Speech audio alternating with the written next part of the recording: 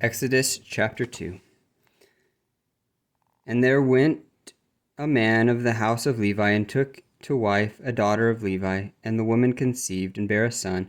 And when she saw him that he was a goodly child, she hid him 3 months. And when she could no longer hide him, she took for him an ark of bulrushes, and daubed it with slime and with pitch, and put the child therein.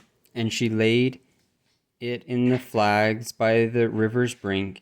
And his sister stood afar off, to wit what would be done to him. And the daughter of Pharaoh came down to wash herself at the river, and her maidens walked along by the river's side.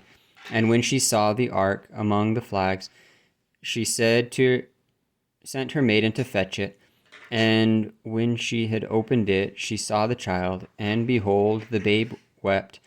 And she had compassion on him, and said, "This is one of the Hebrew children." Then she said her sister to Pharaoh's daughter, "Shall I go and call to thee a nurse of the Hebrew women, that she may nurse the child for thee?" And Pharaoh's daughter said to her, "Go." And the maid went and called the child's mother. And Pharaoh's daughter said unto her, "Take this child away, and nurse it for me, and I will give thee thy wages." And the woman took the child and nursed it. And the child grew, and she brought him unto Pharaoh's daughter, and he became her son. And she called his name Moses. And she said, "Because I drew him out of the water." And it came to pass in those days, when Moses was grown, that he went out unto his brethren, and looked on their burdens, and he spied an Egyptian smiting an Hebrew, one of his brethren. And he looked this way and that way, and when he saw that there was no man, he slew the Egyptian, and hid him in the sand. And when he went out the second day, behold, 2 men of the Hebrews strove together. And he said to him that did the wrong, "Wherefore smitest thou thy fellow?" And he said, "Who made thee a prince and a judge over us? Intended thou to kill me as thou killest the Egyptian?" And Moses feared, and said, "Surely this thing is known." Now when Pharaoh heard this thing, he sought to slay Moses.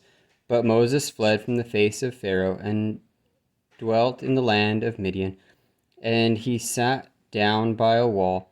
Now the priest of Midian had 7 daughters, and they came and drew water, and filled the troughs to water their father's flock.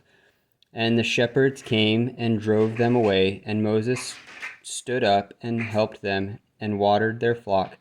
And when they came to Reuel their father, he said, "How is it that ye are come to so soon today?" And they said, "An Egyptian delivered us out of the hand of the shepherds, and also drew water enough for us, and watered the flock." And he said unto his daughters, "And where is he? Why is it that ye have left the man? Call him, that he may eat bread." And Moses was content to dwell with the man. And he gave Moses Zipporah his daughter, and she bare him a son. And he called his name Gershom, for he said, "I have become a stranger in a strange land."